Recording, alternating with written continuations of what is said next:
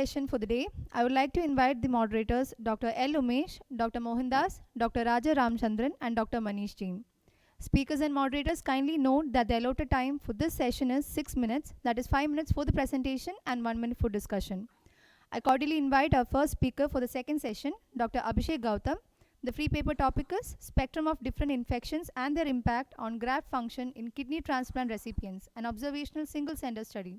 So you may please. My topic is spectrum of different infections and their impact on graft function in kidney transplant recipients in observational single center study. This was an ambidextrous study taking both retrospective data and prospective data, started from the year 2019, and we have taken patients up till 2021. The aims and objectives was to study the spectrum of infections in post-renal transplant patients and to study a short-term effect on graft function and motility outcomes. So this is a design of this study. We have taken till 2019. I've shown this flow chart where 263 patients were enrolled.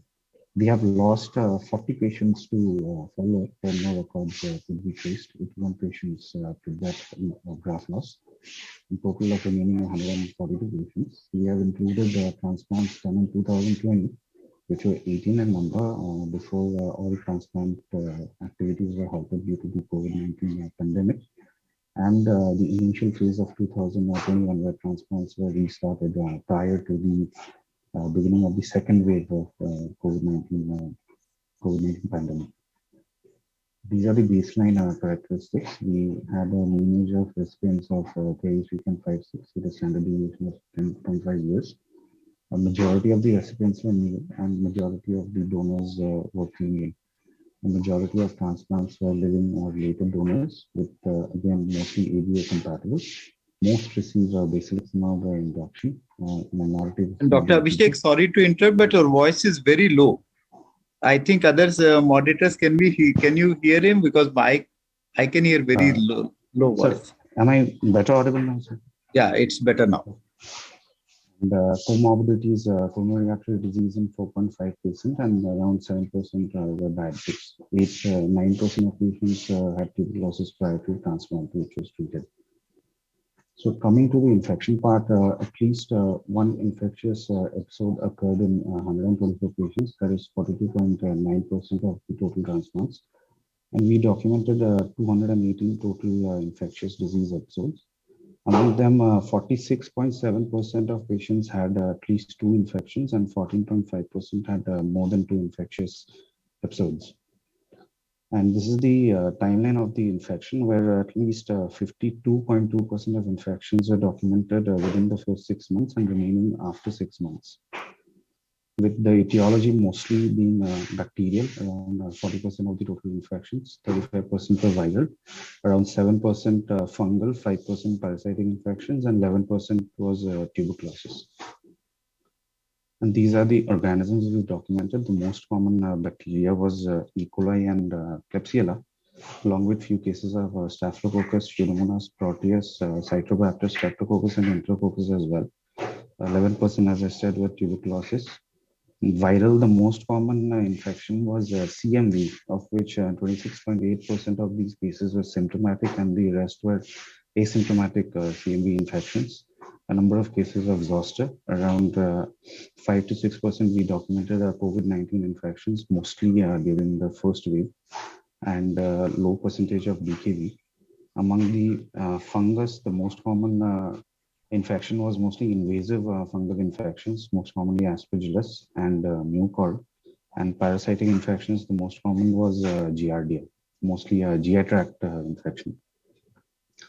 Among the sites, main lower respiratory tract and urinary tract infections were the most commonly documented infections. Bloodstream bulk being CMV asymptomatic and some cases of sepsis as well. GI tract infections accounted for around 11% and graft site infections around 5% of the total cases. This is a timetable that we have seen. Within 1 month, we can see bacterial infections were the most common, 24 in number recorded. Viral was less common, and we had 1 case of invasive aspergillosis that occurred within 1 month. Within 1 to 6 months, viral infections were much more common, most of them being related to cytomegalovirus-related infections, bacterial again, LRT and UTI. And after 6 months, we actually had a good number of cases of tuberculosis, where majority of the mycobacterial tuberculosis infections occurred after 6 months of transplant. Majority of the fungal infections also occurred 6 months post-transplant period. And this is a timetable by the site of infection, where again, within the first month, urinary tract and lower respiratory tract infections were the most overall commonly documented infections. And 1 to 6 months, again, bulk of infections were CMV. And after 6 months, again, urinary tract and lower respiratory tract were the most common infections. Number of these, most of these being bacterial, tuberculosis, fungal infections, and few cases of COVID-19 pneumonia as well. So mortality total we documented was 14.6%, the bulk of them being caused mostly by bacterial infections. We had 16.6 mortality in COVID-19 related cases, and mucor cases which had a 50% mortality rate, but bulk of infections were mostly seen in lower respiratory tract infections. Graft dysfunction, which we had defined by the Atkins criteria, was mostly seen in bacterial infections. 49% of cases of graft dysfunction was seen in bacterial infections, 28% in viral infections, and most of them were related to lower respiratory tract infections. Persistent graft dysfunction, this was defined as at 6 months time after the infection, where either a progression of the CKD stage with 20% rise in GFR, or a failure to achieve baseline eGFR, or within at least 10% of the baseline eGFR values. Again, around majority of the patients who developed graft dysfunction during infection had a persistent graft dysfunction at 6 months of time, and most were caused by bacterial infections, again mostly urinary tract and lower respiratory tract infections. This was a univariate analysis for graft loss and death that we had done, taking these characteristics in mind, with recipient age, recipient sex, donor age, donor sex, related and unrelated donors, and various comorbidities, which included diabetes, tuberculosis, other comorbid illnesses, which include presence of coronary artery disease, hyperthyroidism, and renal stone disease as well, and whether induction given or not, rejection, PPDM, VGF, and in terms of infection, any infection, PE post-transplant, and CMV. And here for graft loss, predictors were recipient age of more than 50, and graft rejection showing statistically significant p-values. Infections had an odds ratio of 1.47 and not statistically significant. And we got a significant independent predictor of death as only recipient age of more than 50. At the conclusions, overall bacterial infections are the most common infections in the post-transplant period, with CMV, however, with the most common individual organism mostly occurring at 1 to 6 months post-transplant, with 26% of cases being symptomatic. Tuberculosis was more common after 6 months post-transplant, which is a slight deviation from the original Fishman's timeline. Fungal infections were also more common after 6 months. Mortality was 14.6%, and graft dysfunction was seen in 36.6% of all patients. And this concludes my presentation. Sir, the session is open for discussion now. Yeah, Dr. Abhishek, what was the induction agent you were using there? So basiliximab in majority of the cases, around 60%, and ATG was used in remaining 13 to 40% of cases. So like fungal infections and the viral infections are also common with the basiliximab, or even with like? So it was common with both, sir. No, but some difference would have been there, because we would have expected like more infections with the thymoglobulin as compared to basiliximab, especially the fungal infections or the viral infections. Yes, sir, but so this study being partially retrospective, it is possible we could have missed certain infections, especially in the early period. We had 40 patients who were complete lost to follow-up. We have no records available of them. It is possible that these 40 patients these missed records could be seen in these 40 patients. And what was the like mycophenolate maintenance dosing what we were keeping after 6 months or like 3 to 6 months? So MMFs we were dosing at initially, if induction was given, it is 1.5 grams per day, and if no induction is given, 2 grams per day, and after 6 months we reduce them to 1 gram per day. Okay. Okay. Thank you, Dr. Abhishek. Thank you, sir. I would now invite Dr. Sukhbir Singh to have a discussion on the topic Impact of Structured Training Program about cadaver organ donation and transplantation on knowledge of nursing students at Public and Private Nursing Teaching Institute of Haryana State, an interventional study. So, very warm good morning to all of you. I am Dr. Sukhbir Singh, Associate Professor in Department of Hospital Administration at Postgraduate Institute of Medical Sciences, Rohtak, Haryana. And the title of my today talk is Impact of Structured Training Program about Cadaver Organ Donation and Transplantation on Knowledge of Nursing Students at Public and Private Nursing Teaching Institution of Haryana State, an interventional study. So this would be my flow of presentation. Introduction: the organ and tissue replacement is the best therapeutic option.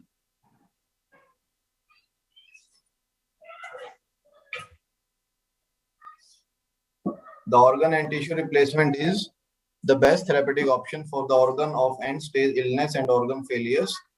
Being the second most populous country in the world, India count for organ donation is only 0.34% per million. The organ demand and supply gap is known as donation gap, and there is shortage of organ donation all over the world. To overcome the above mentioned drawbacks of living donations, diseased organ transplant are currently the only acceptable mean to improve the donor pool. Poor awareness of medical students, nursing students, and healthcare workers nationally as well as internationally. Evidence confirmed that training of healthcare workers can boost the donor rates. Limited research on nursing students is available regarding organ donation in India. Since nursing students, they are part of healthcare team, they can influence the willingness of the public to donate organs. And many studies are available regarding awareness about live organ donations, though no much importance has been given on cadaver organ donation. So aim and objective of my studies: aim to study the impact of a structured training program about cadaver organ donation and transplantation on knowledge of nursing students. Objectives: first, to evaluate the existing knowledge regarding cadaver organ donation and transplant among nursing students. And second is to evaluate the impact of structured training program about cadaver organ donation and transplant. So methodology: it was a pre-post single group multi-centric intervention study. The structured training program on cadaver organ donation and transplantation was conducted at one government and one private nursing college of Haryana. The participants included all nursing students enrolled in BSc, MSc nursing, and post-basic nursing courses in the identified government and private, it's not public, private college during the study period. So study tool: structured questionnaire was prepared after extensive literature review and was validated through a pilot study. The questionnaire was divided in 3 different parts. The first part contained the participants' socio-demographic details. The second part contained questions or statements related to general information about cadaver organ donation and transplantation. The third part had 20 questions for assessing the knowledge of participants about various aspects of cadaver organ donation and transplantation and other associated legal and ethical issues. So the tool was administered digitally, and the informed consent from each participant was also obtained before filling the questionnaire. The pre-test questionnaire was administered just before imparting the structured training program. Thereafter, the structured training program on cadaver organ donation and transplantation was imparted to all participants on a single day through digital platform by different experts. The participants were given the first post-test questionnaire immediately after the training session. All participants except who did not give informed consent or were not present in the training session, they were included in the study. Data analysis: all knowledge questions, they were scored Each correct response was given a score of 5. There was no negative marking. Overall mean score difference of pre and post test was calculated. Various inferential and descriptive statistics like pair t-test was applied and category-wise subgroup analysis was performed. So now the result section. This table is showing distribution of our study participants as per their socio-demographic profile. So 83% participants were from the government nursing college. Majority of them, they were in the age group from 17 years to 25 years. Majority, 99% were females. 72%, most of them were pursuing the BSc nursing. Most of them, 52%, they were from rural background, and from 72%, they were from nuclear families. So this slide is showing a table having general awareness statements related to cadaver organ donations. And we found that 91% of the respondents, they have heard about cadaver organ donation. And most of them, 26%, they stated that television is the source of their information. So this depicts the power of media. Media has a power to penetrate general public for spreading various awareness activities. And 47% of the respondents, they quoted religious reason regarding non-popularity of cadaver organ donation in India, followed by socio-cultural factors. 82% Sorry to of the interrupt, sir. participants. We're running short of time. I would request you to conclude the session. Paired sample statistics. We applied pair t-test, and we studied the mean knowledge score. The pre-test mean knowledge score was 56.49, and the post-test immediately after training, there was improvement in the mean knowledge score, and it was 64.8696. So the p-value is highly significant, 0.0001. So it depicts that the structured training program lead to significant improvement in the knowledge of nursing students. So these are few more paired sample statistics for subgroup analysis. On left hand side, we have shown age group. So these are the various age groups. We can show that except 31 to 36 year age group, all other age groups, they have significant increase in the post-test knowledge. Then education wise, we can see that all groups, post-basic, BSc and MSc, they have shown significant increase in knowledge during their post-test. Gender-wise analysis, only females, they have shown significant improvement in their knowledge. Institution-wise, it was found that both government and private nursing college, they have significant improvement in knowledge. Area, place of residence, both rural and urban students, they have significant improvement. And family-wise, both joint and nuclear family students, they have significant improvement. To conclude my topic, there was significant increase in mean knowledge score among the nursing students after structured training program. Therefore, it is suggested that frequent training programs may be organized for imparting training about cadaver organ donations. These are my references. Thank you very much. Thanks for the patience listening. Yeah, Dr. Sukhbir, very nice topic, and I think it should be the one which should be part of training from our BSc itself. Yes. From the start of our courses, it should be a part of our training, because this is a thing. If we improve our cadaveric kidney donation, a cadaveric program for all the donations, that can be like a very significant for the country itself, and the huge organ shortage is there that can be solved with this. And as you rightly pointed, it should be started at the graduation level, not at the post-graduation level. So they are oriented for that, and it's a very good topic. Thank you very much. Good, Dr. Sikh. Thank you. Any other moderators, please? Now, Dr. Meenu ji will discuss about correlation between donor-derived cell-free DNA levels and active allograft rejection in renal transplant recipients. Ma'am, you may take over. Good morning, everyone. I'm Dr. Meenu from Department of Nephrology, KIMS Health, Trivandrum. I'm here to present our topic, correlation between donor-derived cell-free DNA levels and active allograft rejection in kidney transplant recipients. Introduction. Donor-derived cell-free DNA is a non-invasive test of allograft injury. The levels can be increased following ischemia, rejection, as well as infections, which has a renal implication.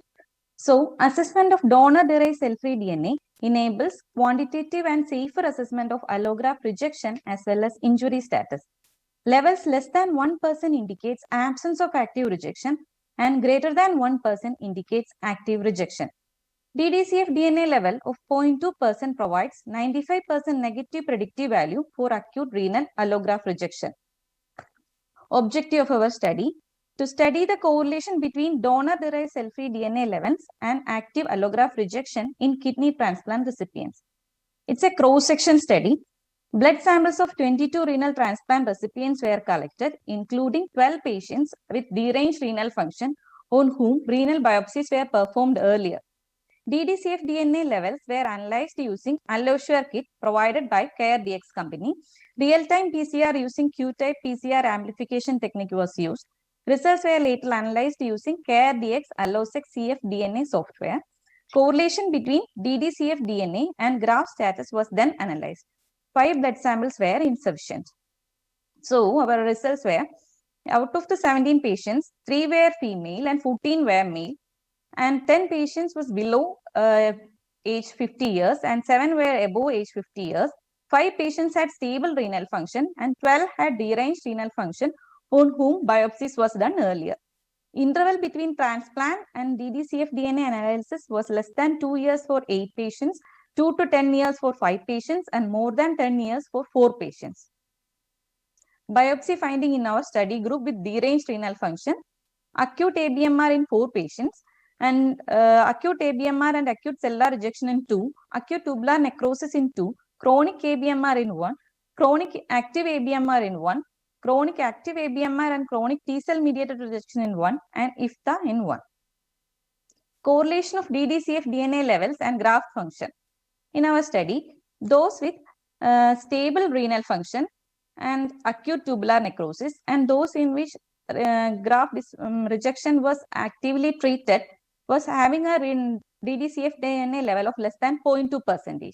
And the one with chronic ABMR and IFTA had a DDCF DNA level of 0.2 and 0.24% respectively, whereas only one patient with chronic active ABMR during our study had a DDCF DNA level of 2.1%, which was well above the cutoff of rejection. So to conclude, release of donor DNA in recipient's blood is secondary to cell damage in the graft. Hence, DDCF DNA is a biomarker of allograft health. Conventional parameters like serum creatinine and urine protein may not always reflect early allograft dysfunction. The gold standard for detecting allograft dysfunction is renal biopsy. It's invasive. So, more accurate and less invasive technique for allograft health is assessing DDCF DNA levels. Findings in our study group is in line with the results obtained from DART study. In their study also, 0.2% of DDCF DNA level has a 95% negative predictive value to rule out active rejection. And the threshold for active rejection was 1%, whereas 2.9% had a 94% specificity for identifying rejection in DSA positive patients. DDCF DNA analysis is a minimally invasive investigation with more negative predictive value in finding those with no active rejection. We are grateful towards CareDx company and Dr. Mark Lerman of Dallas Nephrology Associates for providing us free kits to carry out this study. Thank you, sir. So, Dr. Meenu, it's a very nice study, but I think it requires further more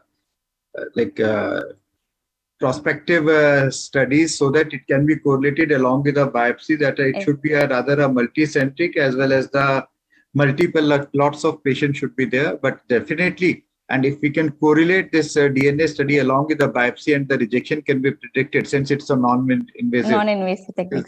Very nice. So very nice one, but requires further analysis.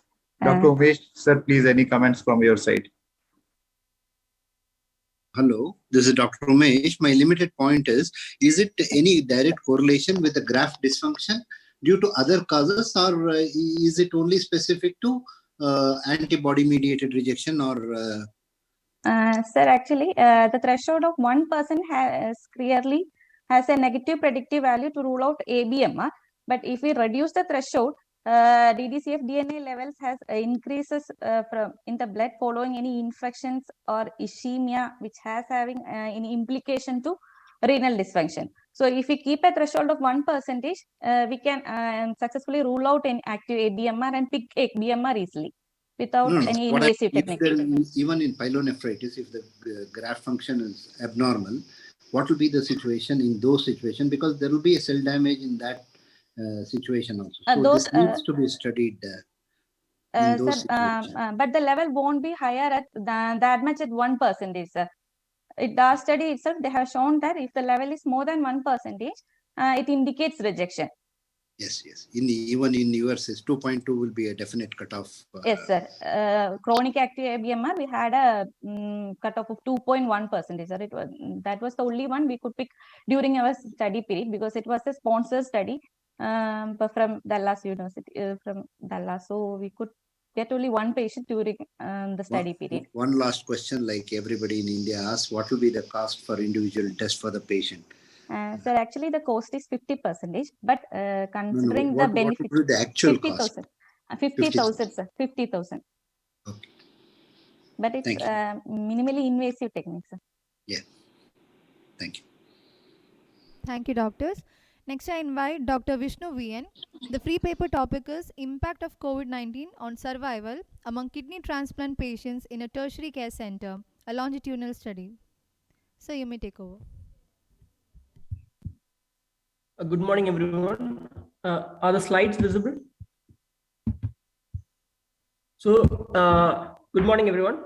The paper for today, my paper for today is the impact of COVID-19 on survival among kidney transplant patients in a tertiary care center in Northern Kerala. It's a longitudinal study.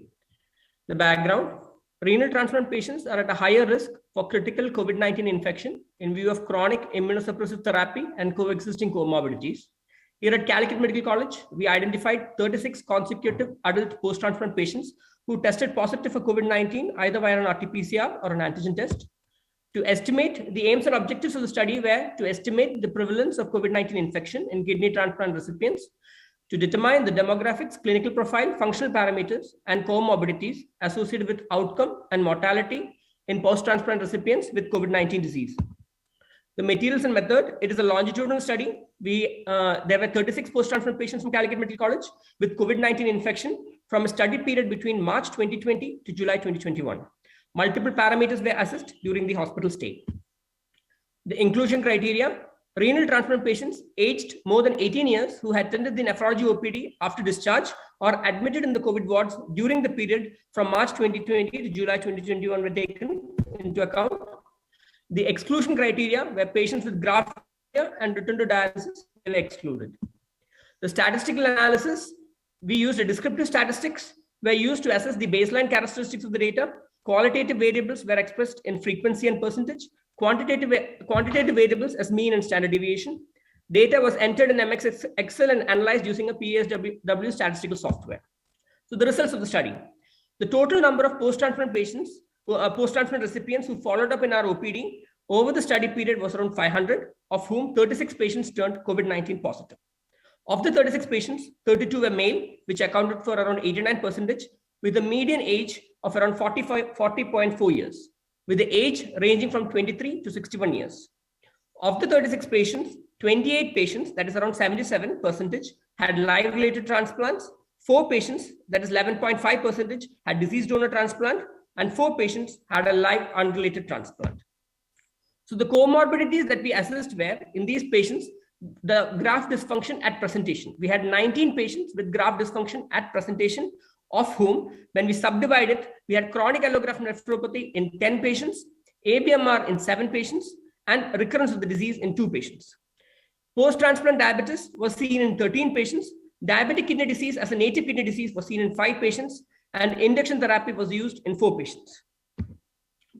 The immunosuppression, 4 patients of the 36 received ATG as an induction therapy, and the 30 patients are on triple drug immunosuppression, of which we used steroid, MMF, and CNI in 30 patients. The changes in immunosuppression that we brought about were, of the 36 patients, 18 patients had stopped antimetabolites during the course of the COVID-19 infection. The rest of them continued their original immunosuppressive therapy. The patients who had their clinical symptoms worsen during their hospital stay, antimetabolites were withdrawn. So with respect to the duration of transplant, we had 2 patients who had a duration of transplant less than 1 year, and both of them expired. And we had 15 patients with the duration of transplant from 1 to 5 years, of which only 1 expired, and greater than 5 years, we had 14 patients, of which only 4 expired. 47% of transplant recipients had deterioration of graft function during COVID-19 infection, and 11 patients were of category C and 7 patients with category B. Of the COVID categories, the most common COVID category, that is around 50%, were category A. Category B was seen in 19.5%, and category C was seen in 30.5%. So the 30.5% accounted for around 11 patients. So of the total 11 patients who had category C, we found that graft dysfunctional presentation was seen in all 11 patients. Acute rejection as a comorbidity was seen, as an ABMR as a comorbidity was seen in 2 patients. Induction therapy was given for 3 patients, and PTDM was seen in 5 patients. Now coming to kidney replacement therapy. Of the 36 patients, 6 required kidney replacement therapy, which accounted for around 16.6% of the patients, and all of them had intermittent hemodialysis as the form of kidney replacement therapy. And of the 6 patients, 4 had expired, and all 6 patients had category C COVID. Mechanical ventilation. Of the 36 patients, 7 required invasive ventilation. That is around 19%, of which 6 patients expired. Only 1 patient survived invasive ventilation. So the time taken for rat negativity for these patients were within 10 days, 24 patients turned rat negative, 10 days to 1 month, around 4 patients, and greater than 1 month, 1 patient required to turn rat negativity, which is generally accounted to the general population. So of the 7 patients, with respect to mortality, we had 7 patients of the 36 patients, and all the 7 patients had graft dysfunction at presentation. 2 patients had PTDM, and 1 patient had an AT kidney disease as diabetic kidney disease, and induction therapy was used for 1 patient. And all of them had severe category C COVID.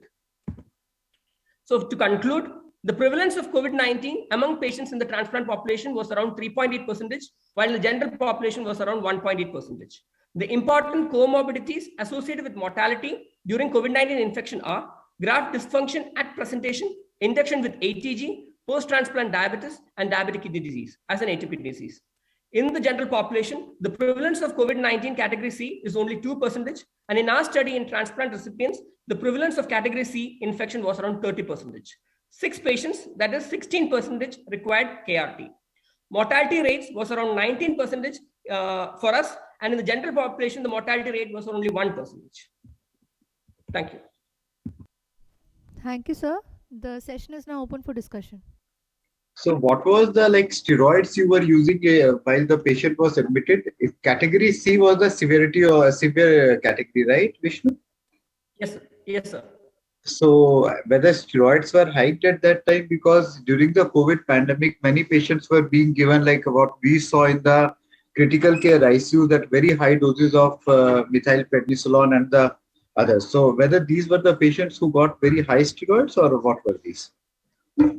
They all received as per guidelines from Mass State 1 mg per kg of methylprednisolone. Did anybody receive remdesivir or tocilizumab? No, sir. In our no, sir. None of them actually in our study group received remdesivir. Lately, after March of 2021, we had 3 patients who had been vaccinated. So vaccination, what we saw was, yes, sir. Vaccination, what we saw was 1 dose of vaccination. Actually, even we had 1 patient who had received 1 dose of vaccination, but he had category A. We had 2 patients who had received both doses of vaccination, and both of them were category A. And we used monoclonal antibody for 1 patient. He presented with category A. We used monoclonal antibody on him, and he also, there was no issue, no graft dysfunction for him. So totally we used 3 monoclonal antibodies, and all of them were category A disease. None of them progressed to category B or category C. Apart from steroid, what about the other 2, calcineurin inhibitors and? We continued calcineurin inhibitors, but for patients who had progression of COVID symptoms, we stopped antimetabolites, sir. Antimetabolites were stopped only when they had a progression, or as soon as you diagnosed them with COVID, it was stopped? No, sir. Only for those people who had progression of the disease or progression of COVID, or where there was oxygen demand were increasing, we stopped antimetabolites, sir. Okay, because many centers stopped the antimetabolites when as soon as the COVID was diagnosed, so that for the time being, for that duration, even steroids were slightly jacked up. Like suppose they are on a 5 milligram, they would have increased dose to the 10 milligram. Anyways, okay, but Because your we stopped market only is for definitely patients had. for, but yes, sir. Did you see any mucor? So Did we you had see one patient with mucor, sir. what So did it do to him? so actually his mucor symptoms started after the COVID-19 had settled. His graft, there was no graft dysfunction. We had reviewed him last week in OPD and his creatinine was around 1.5. He was started on antifungal for a period of 6 months and DNE was done and a surgical resection for the mucor was done. He's stable at present, sir. Did he receive dexamethasone? At the time of, he was actually category A COVID, sir, when he was presented in the COVID symptoms. And then after discharge only, the mucor rose up, sir. No. Did He he had not receive received, dexamethasone? no, he did not, sir. Thank you, sir. Moderators, kindly note there is a slight change in the schedule. Now we have Dr. Sitaram Singh Kularam to have a free paper discussion on the level of GFR in healthy potential voluntary kidney donors of Northern India using 99 MTC DTPA renal scan by Gates method. Yeah. Good morning. I am presenting the level of GFR in healthy potential voluntary kidney donors of Northern India using TAC 99 DTPA scan by Gates method.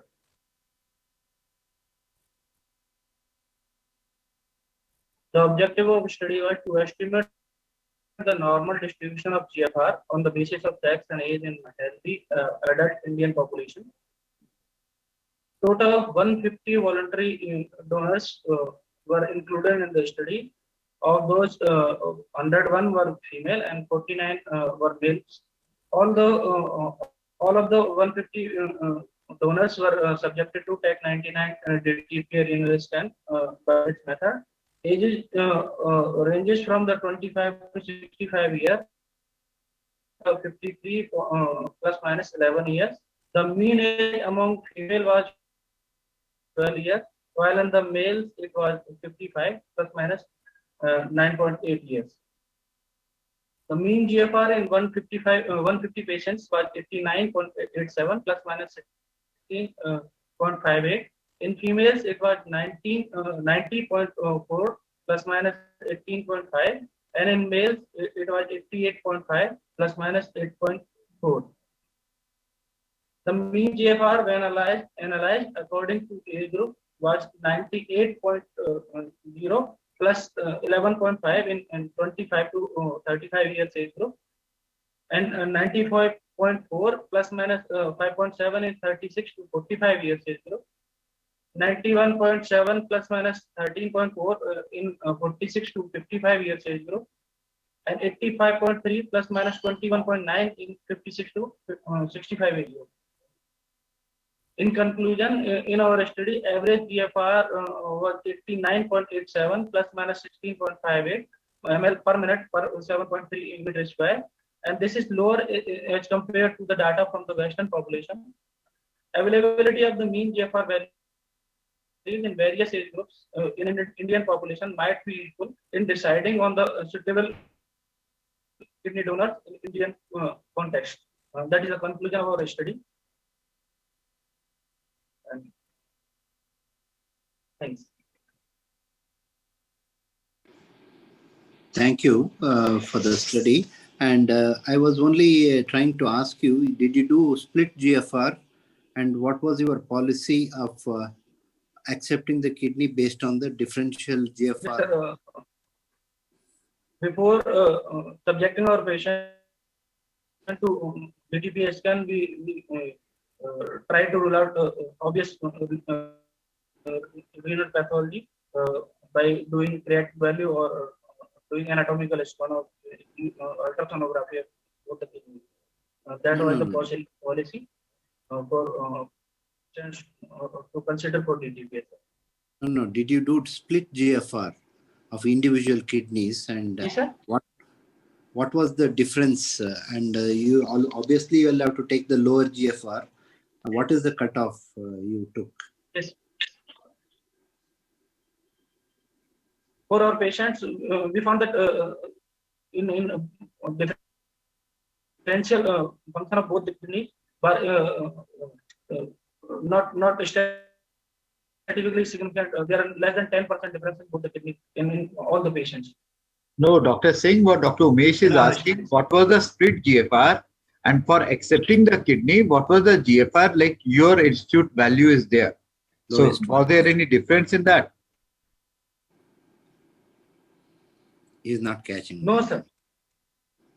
No, but I have one question. Why actually this study was done? Because see, as our age progresses, definitely GFR will go down. Whether we have correlated with anything else also. Yes. Suppose we would have done with the 24 hours creatine clearance, urinary creatine clearance, and we see the GFR along with that. So with Western population, as our body structure is there, definitely the difference will be there. But with what was the comparative group in this? Was there any comparative group or only a DTPA we have done? This is just a finding which is there. So I don't know, like what is the aim of the study? I couldn't. Sir, we want to produce the data for next future studies to be compared in our context in Indian population. Thank you, sir. I now invite Dr. Tushar Gupta. The free paper topic is Deceased Donor Renal Transplantation, a retrospective analysis of cases from our center in India. Sir, you may take over. Good morning, everyone. My topic is Deceased Donor Renal Transplantation, a retrospective analysis of cases from our center in India. So CKD, as we all know, is an important public health problem with a high prevalence, morbidity, and mortality. Only viable alternative for long-term survival of ESRD patients is renal transplantation. Deceased donor renal transplantation programs constitute less than 5% of total renal transplants. This retrospective study was done to evaluate demographic profile and outcome of deceased donor renal transplantation at our center.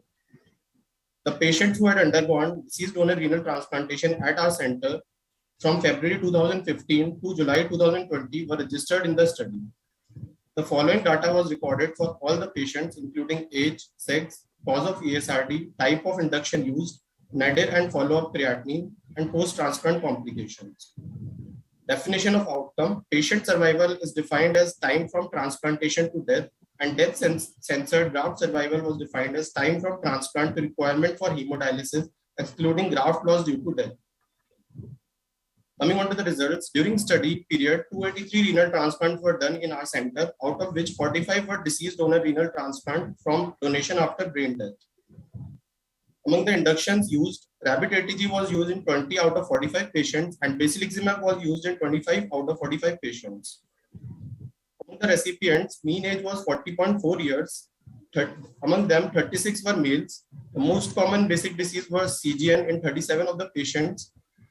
Mean follow-up duration was 3.2 years. Mean discharge creatinine was 1.54, and mean follow-up creatinine was 1.74. Among the 45 patients, 35 survived and 10 died. Among them, 6 died due to early sepsis and 4 died due to late sepsis. In the post-transplant complication, delayed graft function was seen in 7 out of 45 patients, and cause of delayed graft function in our study included ABMR in 3 patients, acute cellular rejection in 2 patients, and transplant renal artery stenosis in 2 patients. Among the other complications, ATN was seen in 4 patients, CAD was seen in 1 patient, post-transplant diabetes was seen in 6 patients, and post-transplant erythrocytosis was seen in 2 patients. Among the surgical complications, urinary leak was the common complication seen in 5 patients, arterial thrombosis was seen in 2 patients, venous thrombosis in 1 patient. Coming on to the outcome of our study, graft survival was 82.2%, delayed graft function was observed in 15.5% of patients, and graft loss was seen in 8.8% of patients. So coming on to the discussion, in comparison to previous studies, patient survival has been high at 84.4% in our study, while graft survival has been comparable at 82.2% to previous studies. Delayed graft function was in our study at 15.5% was much lower than previous studies. So in our study, patient survival and graft survival is better as compared to previous studies. Number of recipients with delayed graft function was low. This may be because of better drugs available now, which achieve a good immunosuppression and better prevention of sepsis. Limitations: small sample size and limited follow-up was the limitation. These were the references. Thank you. Thank you for patient listening.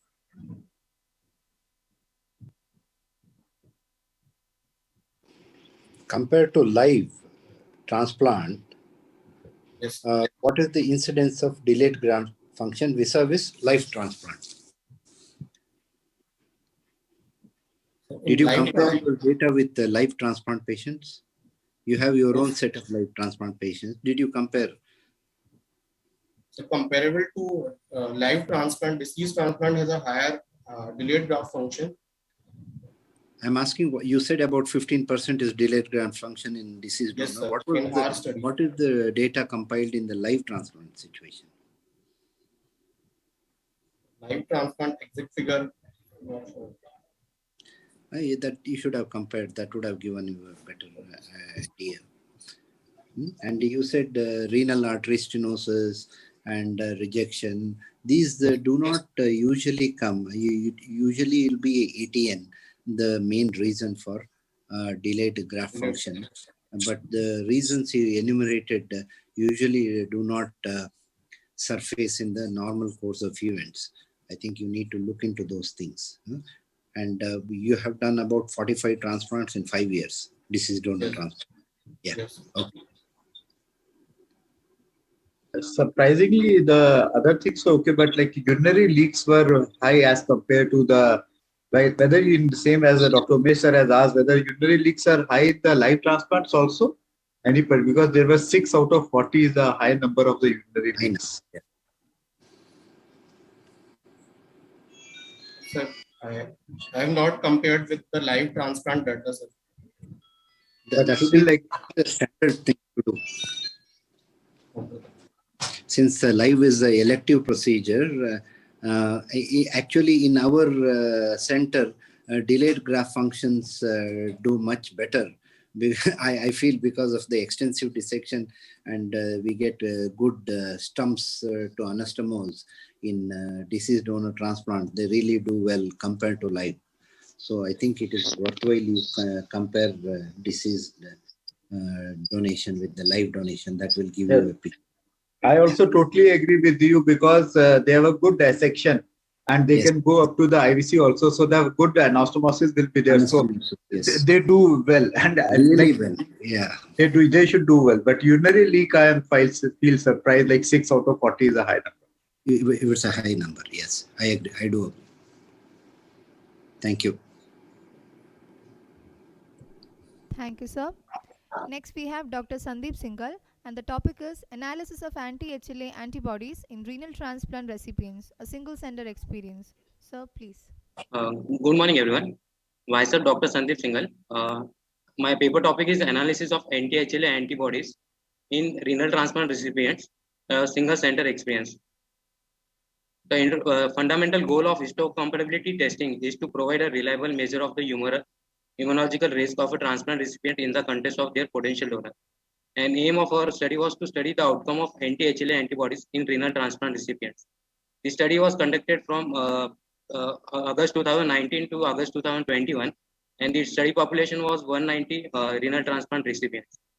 And immunological workup was done on the basis of this protocol. HLA typing was done by Luminex RSSO method, and CDC was done along with DTTA and anti-human globulin enhanced method of every patient, and flow cross match and single antigen bead assay testing was done. And single antigen bead antibodies with MFI more than 1,000 were considered positive. So total 190 patients were studied, out of which 150 were males and 35 were females. Mean age was 36.6 years.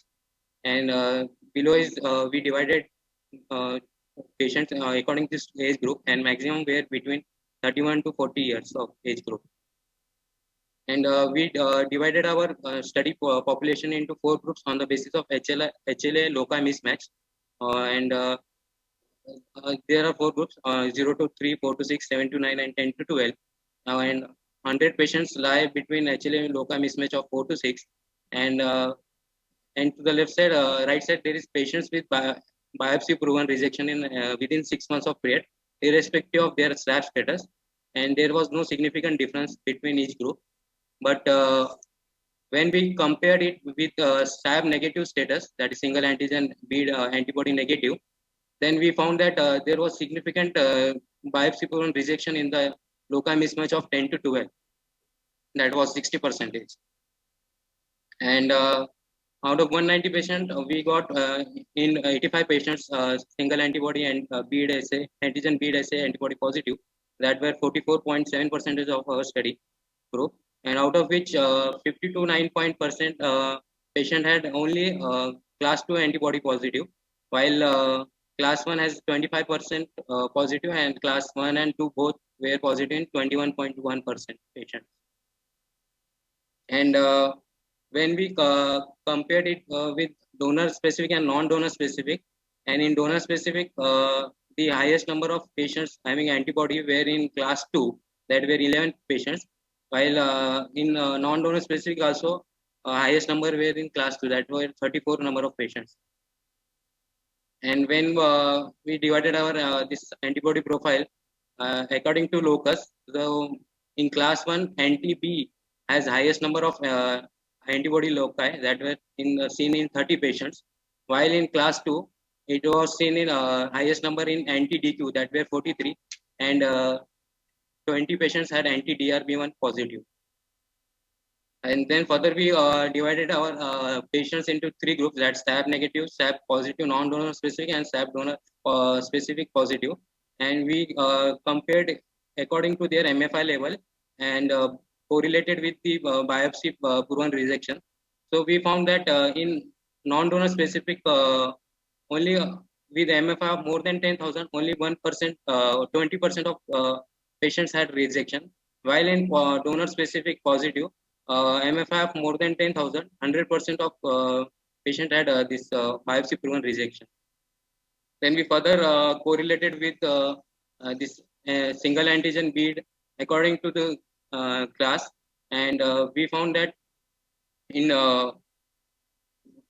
SAB negative there were 11.4% rejection, and wherein SAB positive non-donor specific 7.3%, out of which class 1 and class 2 had highest class 1 and class 2 had highest number of rejection, that were 20%. While similar was found in SAB positive donor specific, that was 66% in class 1 and class 2 both antibody plus. So conclusion of my study is that CDC testing must be supplemented with some other more sensitive antibody detection methods like flow crossmatch and Luminex bead assays in pre-transplant immunological evaluation. And anti-HLA DRB345 and DP antibodies account for 8 to 11% of SAB positivity in our data. So HLA typing of these loci should also be included in pre-transplant workup. Thank you. This is a pre-transplant, isn't it? Yes, sir. Pre-transplant, we have done each and every patients all HLA with this SAB single antigen bead assay. Then we further correlated them with the rejection they have studied acute within 6 months of it. Within the 6 months. And what is your cutoff? You said 1,000 MFI you are not MFI going to take. More than 1,000 was considered as positive. And No, till what time did you accept for transplantation, MFI? Cross-match negative by? MFI more than 5,000 we generally not prefer, sir. We prefer. Do you immune modulate or you don't take them? We then with desensitization protocol, rituximab along with plasmapheresis, we do their titer before transplant also after this treatment. But some of the MFIs you said are more than 10,000. How is it possible that you accept them for transplant when you have shown that MFI is 10,000 and percentage of rejection was high in that category? This is de novo or post-transplant when at the time of rejection that have you checked the MFI in these patients? No, sir. They are pre-transplant. We desensitized them, sir, before transplant, and they were non-donor specific mostly. And yes. What I'm trying to tell you is you showed some people percentage of patients had MFI more than 10,000. What Yes, sir. was it at the time of rejection, or was it pre-transplant? Pre-transplant, sir, but out of that, there were 2 patients only, so they underwent swab transplantation, sir, not with that donor. No, that doesn't matter. That will not come into the picture. For the swap, when you're doing, what will be the MFI for that particular SA or SAB for that particular patient, you should have analyzed.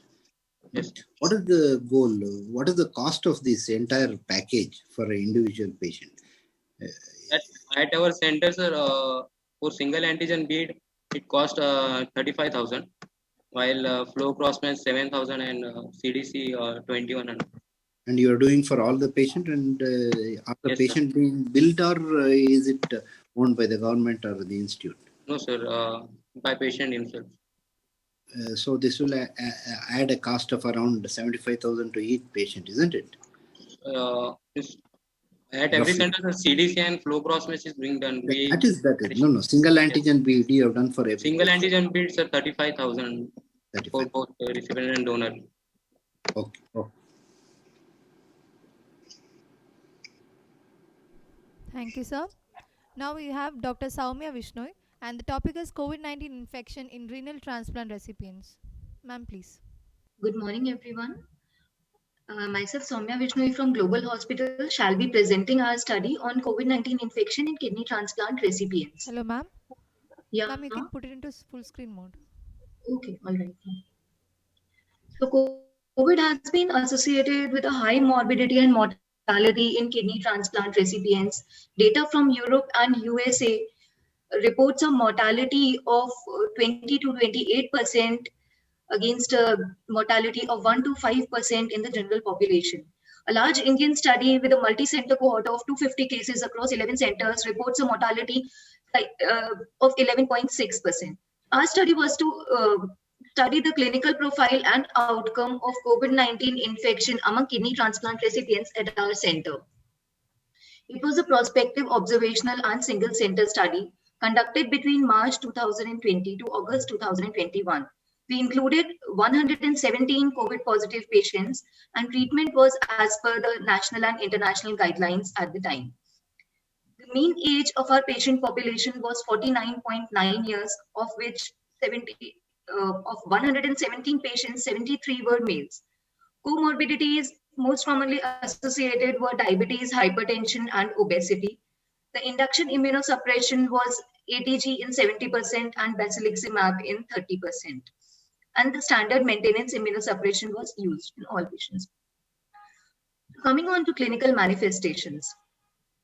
Almost all patients presented with fever, but diarrhea was a prominent symptom in 10% of our patients. 46% of our patients developed acute kidney injury, but most of them was non-RRT requiring, and all of them recovered. The disease was mild in 45 patients, moderate in 41 patients, and severe in 21 patients. Invasive ventilation was required in 13 of our patients, and the mortality was 6.8%. Coming on to the discussion part, you see that mortality in our study, like the other Indian study, is lower than that from Western populations. AKI was common in our study, but was self-resolving and rarely required renal replacement therapy. The incidence of COVID-19 infection was definitely higher in kidney transplant recipients as compared to the general population due to a higher net state of immunosuppression. The mortality among our kidney transplant recipients in our study was lower than that of Western data. In conclusion, majority of kidney transplant recipients with COVID-19 infection had mild to moderate disease, self-resolving AKI was common, and the mortality was relatively low. Thank you.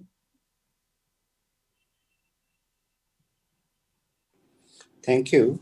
And you said you had 117 COVID positive patients. What is the total number of, how many percentage of your total transplant had COVID positivity? Sir, what is the total number of transplant patients which are follow-up in your center? So that would be around 9 to 10%, sir. 1 in 10 got COVID. Yes, sir. This is in Mumbai? Sir, these are the patients who have been following up with us, because during the COVID pandemic, many patients did not follow up.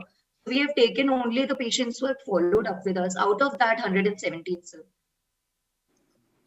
No. What is the incident when you have followed up a certain number of patients? Yes, what sir. percentage? You said 10% of the transplant Yes, sir. population had Yes, sir. COVID, and Yes, sir. your mortality is only 6.8% in that. Isn't it? Yes, sir. Okay. Right, sir.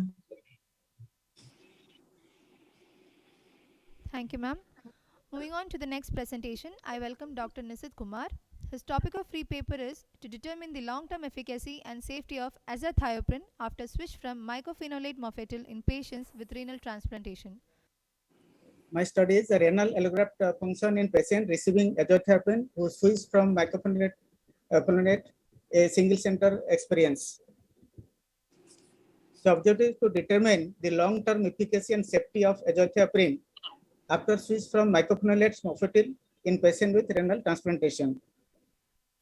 So method, this is a prospective observational study conducted between June 2014 and May 2019 at Apollo Hospital, Bhubaneswar. Patients of either sex as more than 18 years with solitary primary renal transplant who are receiving mycophenolate as maintenance therapy, but now switched to azathioprine due to intolerance or cost concern. Majority are because of cost concern. Two mycophenolate were included in the study. The efficacy outcome were changed in serum creatinine and estimated glomerular filtration rate at 16th month. The result, total 29 patients are included in the study. The mean age of recipients and donors was 38.9, and 46 of donors respectively. The majority recipients are men, it's 28, and donors are women, around 75%, and mean serum creatinine at the time of switching from mycophenolate azathioprine was 1.45 milligram per deciliter. However, after 60 months of azathioprine treatment, mean serum creatinine was 1.48. So the change of serum creatinine after 60 months azathioprine was not significant.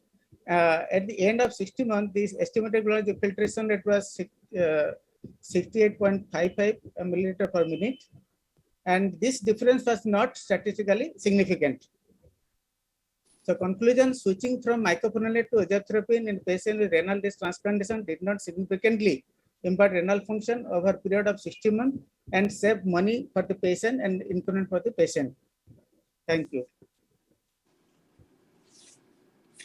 Okay, this is a good switchover in Indian economic situation. But what I'm trying to ask you is, at what period of transplant did you try to switch over to MMF? Is it after 6 months, 1 year? During which period of post-transplant? Most of the patients actually we switch over after 6 months to 1 year. 6 months to 1 year. Yeah. And did you, you said their creatinine was just as good as at the end of this day as the beginning of the day. That is the beauty of the study actually. Yeah. And no. Did you compare them with the same number of patients who are in mycophenolate arm? That would have given. But since there has been no deviation in creatinine trajectory, we should not be able to make a comment on this. Yeah.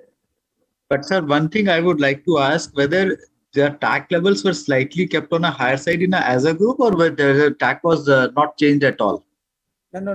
Basically CNIs. No, TAC level was not changed. Actually, by our principle, actually, we keep at around 5. The TAC level for 1 year. So it is our practice to keep around 5. No, it's a very good study, sir, because we also see like we are nowadays reluctant to switch over. But as Dr. Umesh sir has said, like cost-wise and economic pattern-wise, and compliance also becomes better once, because azathioprine is once a day. A nice one. Thank you, sir. Our last speaker for the second session is Dr. Anand Kumar, and his topic for presentation is comparative analysis of perioperative complications in kidney transplant patients with coronary artery disease on dual antiplatelet therapy. Sir, please. So recently we did comparative analysis, quite often in the patients who have recipients for kidney transplant, they unfortunately also have at times coronary artery disease pre-existing. So some of them are on single or dual antiplatelets. So at times there is a dilemma whether to stop these antiplatelets and for how long, and it is met with some perioperative cardiovascular risk as assessed by a cardiologist. So we actively tried to assess whether if we continue these transplants while the patients are taking these drugs. So there is a general notion that these drugs cannot be stopped and they might increase the chances of perioperative bleeding and may create havoc. And stopping these drugs may actually unduly delay the transplant, or inversely, it might increase the risk of adverse perioperative cardiac event. So these are the two notions which we set out to scientifically examine in our setup.